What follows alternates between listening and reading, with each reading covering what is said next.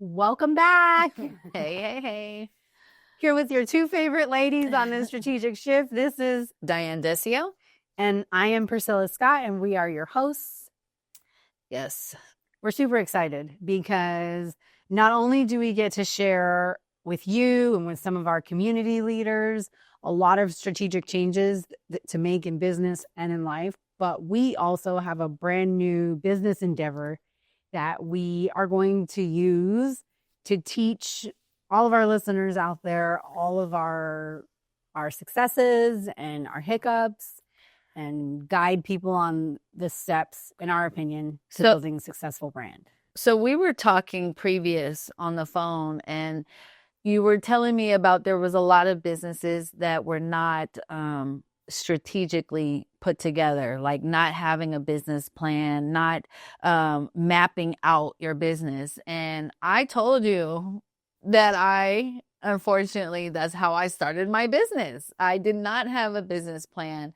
I literally put together a quick logo and like did some really cheap website and put some cards together and rented this room and hoped for the best. It wasn't until later on when the business started growing that I realized it was not organized, not having that foundation put in place at the beginning kind of actually, made me go backwards. Like I had to redo things, and it's still not as organized as I would hope to be because I didn't do what you said at the beginning. It's hard to execute while you're organizing. It is. And I mean, and like I said, when I started the business, I did not know it was going to make it. I was just like, look, I have this little bit of money. I'm going to try it and see what happens. And when I got into it and was really working hard, and when I started putting all the work into it and the money, that's when, it was more established, but it was not organized. So there is a very common misconception with business owners, especially for someone who is transitioning from a traditional employer relationship, right, where they are the employee and they're moving into a business space, because 9 times out of 10 people want the flexibility of being a business owner. But what most business owners don't share is that when you are a business owner, you don't clock out. Yeah. And you don't clock in. Right. So if something goes wrong at 10 o'clock at night, it's you. If a project needs to get done and you were running with kids all day, I don't know how many times I am doing work at like midnight or 1 a.m. because, it's after bedtime. Right. And so I do have that flexibility, which is great. But the crazy hours are definitely not something that people publicize about being a business owner. And even for you, running a traditional like brick and mortar business that has opening and closing hours, there's still a lot that you have to do for your employees and for your team. Well, yeah. So I did have the employees at the beginning, and it was a lot, but now I have switched over to renting the rooms out to other business owners. And I kind of do it like that, and even then, them even being responsible for their business, but because they rent from me, I'm still responsible. I still have to make sure that everything is paid, that things are working, that the licensing is done, that we're safe, that, it's not, it never stops. I could be at home chilling and, the lady says, hey, the heater doesn't work, or, my sink is stopped up, or or even like managing your supply orders. Yes. So it is a 24-hour thing, but the good thing is, being a business owner, I can, as a single mother, I can bring my daughter to work. I don't have to ask somebody, hey, can I bring my daughter to work? I'm able to set my own appointments and take off the time that I need. Or if there's an emergency, I don't have to ask somebody, hey, can I take off this time? So it is a lot of benefits, but again, it is not, it's not, everything is on you. It's not like you could just clock out and say, okay, I'm done for the day. No, it's not at all. So this business that we're doing, what I like is that, you are so much more organized. There's a lot of things that you bring to the table that I do not bring to the table, and I can't do everything. It does take a good team. Mhm. Yes, when you start a business, it might be you at first, but as you expand, you have to have the right people around you, or it can ruin you. I think the same goes. I mean, it's like any relationship, right? Yes. Your 100% doesn't always equal the other person's 100%. Sometimes your skills are stronger in one area versus another. And I have been told, like, my entire life, every environment that I've been in as an employee, as an agent, as a business owner, people are like, you have the ability to organize. And I used to say all the time, if I could be a professional organizer, I would do great. Yes. Well, you still can. I mean, they make good money. Organizers make, like, I even thought about that, like, just again having the flexibility of, being your own boss. So yes, being organized is an awesome skill. It's very important when That starting a comes from my business. OCD, by the way, I which love it. can have its downsides. I am learning to, like, let some things flow because kids will teach you that. Yes. But that's definitely not my go-to. Like, everything has a place and a time and a structure and an order, which is great for starting a new business. Yes, it is. And just in life, period. I mean, it's so easy to get overwhelmed. Again, being a single mother and having a business and just having a life outside of all that is just, it's very hard to, keep everything equally stable. Mhm. But I am. So this business that we're starting, we just wanted to kind of go over our first steps before we get into it. So I did write some notes, so if you're ever interested in starting a business, there is a couple steps that you want to do first. And the first one, of course, is the name, making sure your name and your trademark is not being used, because you go online and you say, hey, I need a name for this business. But then if you start doing further research, you find out that there are businesses with that same name. And what if you get all the branding, you got the website, you got everything, and you put all this money into it, and you find out somebody else has this name somewhere else and they're not even doing nothing with it. They just have it, That's a huge mistake that it's a very costly and time mistake that you won't be able to get that back. Mm-hmm. So that I think is the first step. And then it is. And what I will say about that is each state is different. So depending on where you are, some states require that you do your licensing first and then reserve your name. And then other states, you do it all together.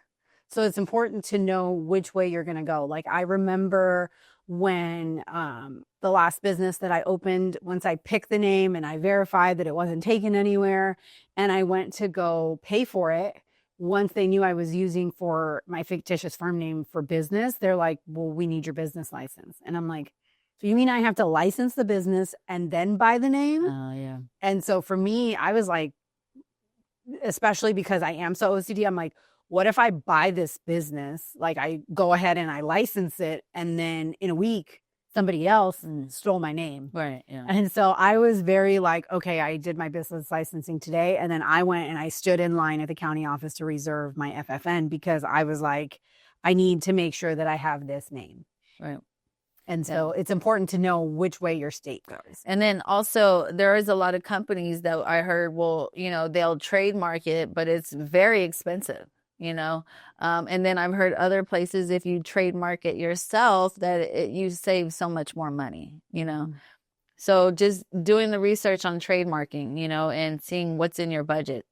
Because again, when you're starting a business, all these fees start to add up, and you just want to, keep in mind on how much money you have, because you don't want to get into it and then you run out of money because you've spent all this money on trademarking or whatever else. So, and I think once you're going down that path of trademarking, you really need to have like a solid business structure, a framework, or your business plan completely done. Yes. Because It is. It's expensive. And a part of your business plan is your budget. How much money do you anticipate on needing? Where's that money coming from?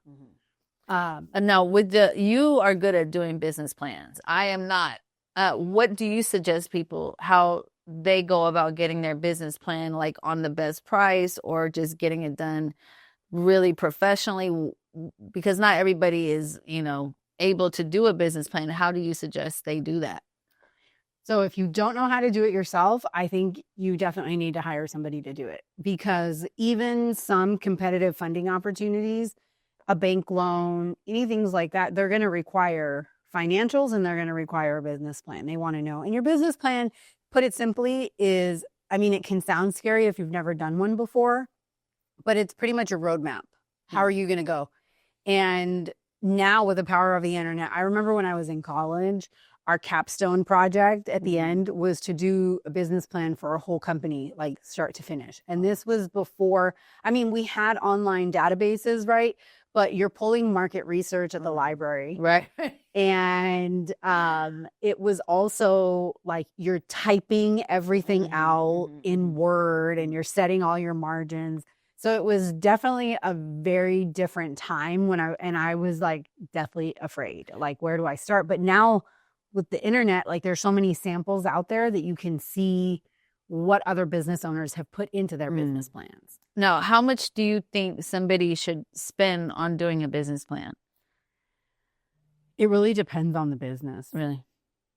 It really depends on the business. It could be a couple $100 to a couple $1,000, depending on the scope of the business, the size, and how complex it is and what type of market. Because, the other part is that, like, true market research, like, if you are going through, it can cost, one market research report can be as low as $1,500, but it can go up as high as $10,000, if not more, depending on the industry.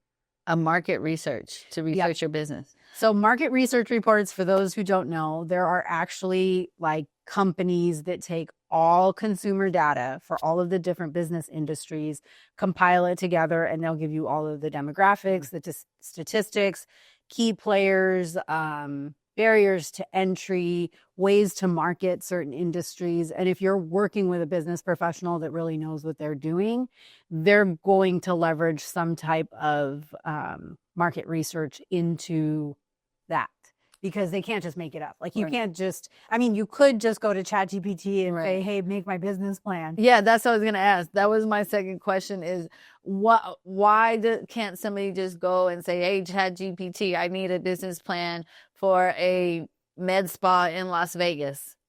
So you could. Yeah. But the thing with AI in general, and I work with a lot of clients that are trying to implement AI. The thing with AI is it's only as good, garbage in is garbage out. So if you don't know the right inputs, you don't know how to review the data, like, it can't just do all the work for you. And then you're like, okay, here you go. You could, but that's kind of where, if you don't know your business plan, that's also a red flag, because how do you not know how you're getting to where you say you want to go? Right. Like, developing your goals, like, what are your financial benchmarks? Like, those should be things that you are in relationship with as a business professional. Like, you have to know, how much money do I need to make? What are the different strategies that we're using? Whether you're managing it yourself or having somebody else manage it for you. I'm not going to lie, I do use ChatGPT for some functions. What I love is you can actually load like Excel and CSV files, and it'll evaluate trends for you and do like some key summaries. So I use it to help condense the amount of time that I'm putting in to certain projects. And there's times where, like, if I'm stuck trying to write something out, I'm like, okay, please format this for me. And then I just do a brain dump and I just type like grammar mistakes. Right. I will, like, no proper sentences, like, just, this is what's in my brain. I need this formatted. Right. And what I've found is that AI can format it for me, and I've trained my AI, the tools that I use in AI, to learn me.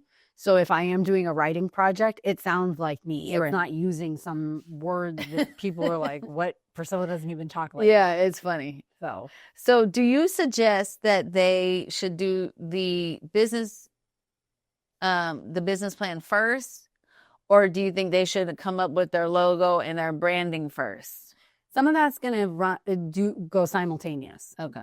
Because 9 times out of 10, most people are going to have to hire a graphic artist for their logo. Mm-hmm. There are services out there that people can go online and design their own. Yeah. That's a little bit more affordable. There are services like Fiverr. I like Fiverr. I do too. Yeah.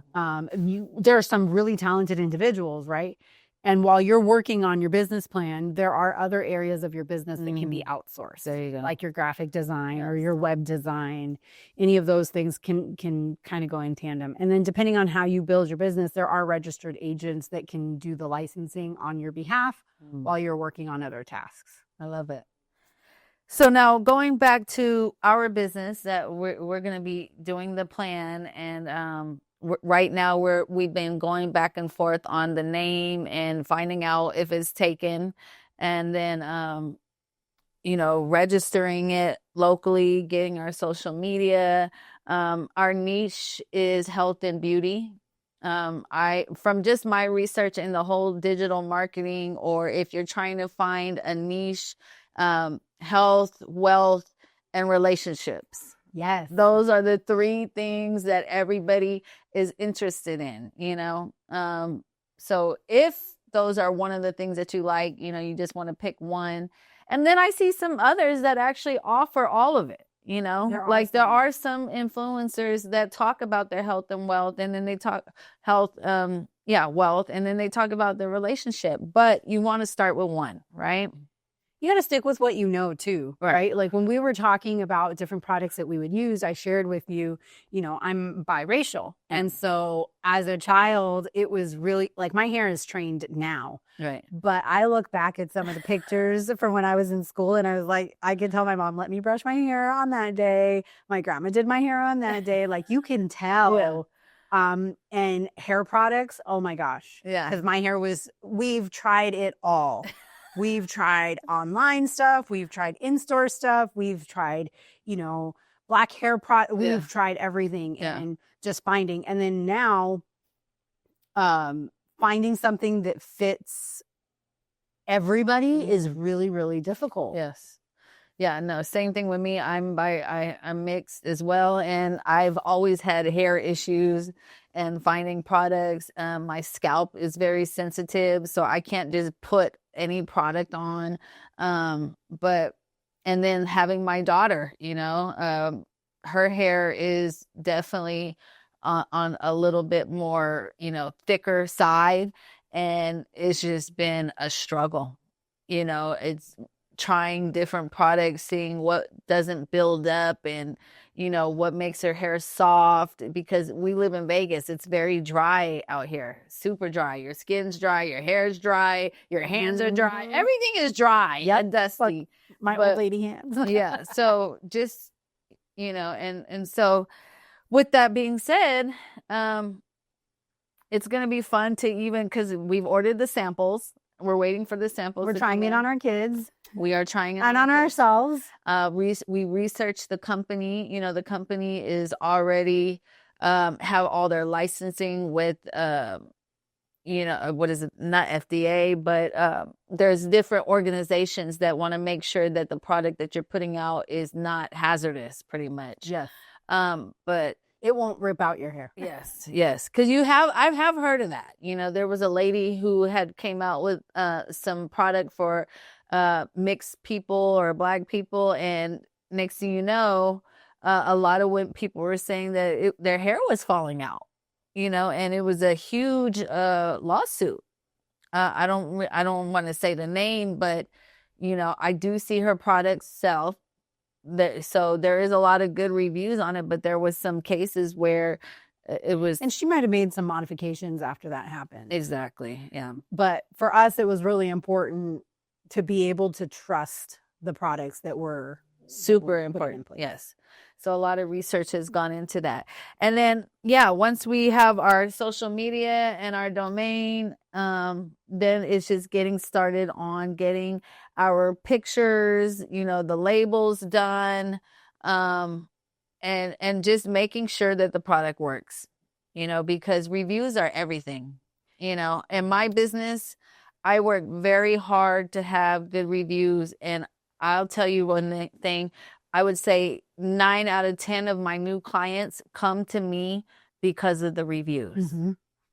So I think that's super important. You can't make everybody happy, so don't be hard on yourself if you do get a bad review, because it's impossible to make everybody happy. But to really try and give a good product out and be efficient, then, that's going to make a lot of more people happy than not. And in the beginning, it's also harder, right? Because like, I know when I'm staying at a hotel, when I'm eating at a restaurant, when anywhere that I go, I'm the same way. I read the reviews. Mm-hmm. And for a new company, even on Amazon, I'm like, oh, they have 0 reviews. Let me find the same product with somebody who's got better reviews or reviews in general. So that is something that's important. Yes, I do believe. And the company that we have chose, they do have high reviews. Their product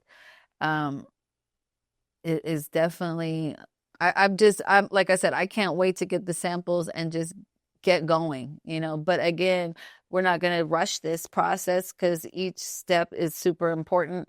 And just to be more organized, it helps out a lot in so many ways. We've been doing a lot of research to keep ourselves on track on the names, right? What's something that fits our brand, what we believe in, and not taken, not trademarked, not just searching locally, but on a wider scale, because there are also companies that, if you just, like, I'm going to just pick on Coca-Cola, right? Like if I launched a soda line and I called it Oak-Ola, like, and my colors were red and white, and, they might have an issue. It's not the same name, but it's the similarity, right? So we've been very cautious in that with picking out our name and picking out our products, just to make sure that we are respectful of the other people in the industry. Definitely.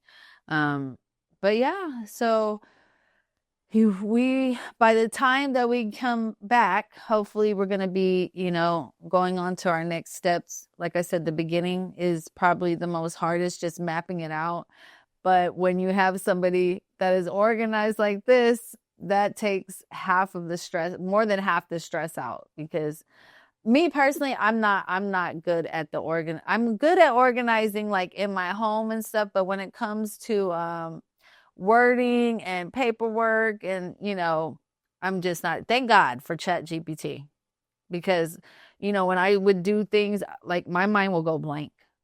I can kind of say what I want, but to actually break down, I don't know. So I'm going back like 2 years. When ChatGPT was still really, really young and new, I've been a grant writer for years, and we were working on a grant. And one of my employees was like, "Oh, I'm done." Like, you're not done. Like, I gave you like 2 very important sections because we had broken up the work.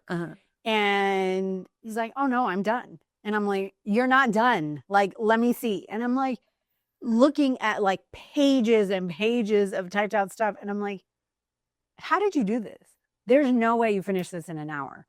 And he had used ChatGPT. And I was like, I don't know that I feel comfortable with this. And so he and I had gone back and forth. So it's funny that you love ChatGPT, because then what I did was similar to what I shared a little bit earlier in this episode. Was I took all of my stuff, because as a grant writer, reviewing data and then crafting it together to tell a true story, so that when I'm submitting it, it actually, the reviewers are able to actually see it in real life. So the wordsmithing is important to me. And so I was like, let's give this a try. So like, I think I probably spent way too much time on ChatGPT. It would have been faster to do it on my own, because I was so meticulous about is this really authentic? Yeah. Is this really like who I am? Is this really what I'm trying to convey? Is some of this stuff that it's adding in like actual factual data? Like, where's it coming from? Like, I had a million questions, but like I said, I use it now to help with writing, and it has cut down a lot on time. Well, I worked with a lady, and I remember telling her about it because she would want to do everything, you know, and it would take like, you know, oh, we need to do an ebook, and it's gonna, and you know, I didn't have the time to do this stuff, and I would tell her, well, why don't? And she was scared to use it. She was like, girl, it's evil. Like she was just like, you know, listening to what people were saying, but now she's like a ChatGPT queen, you know. And there's so many other tools too. Right. Like ChatGPT, it such a groundbreaking company. It opened the door. It really did. And there's so many other tools out there that make automating tasks so simple and so easy, and make day-to-day business so easy as well. But I have to give it, like ChatGPT, they did a great job at just opening that realm of opportunity. Yeah. So don't be afraid to use it, but definitely want to check through, like you said, and make sure, because it is just spitting out a lot of information. You want to make sure that it fits to what you're saying. So, yeah. Absolutely. So, all right. On our next episode, we'll share a little bit further on our new business projects and if we've hit any hookups at that point in time. So far, so good. Yes. I am one of your hosts, Priscilla Scott. I'm Diane Desio, and we will see you soon. Goodbye.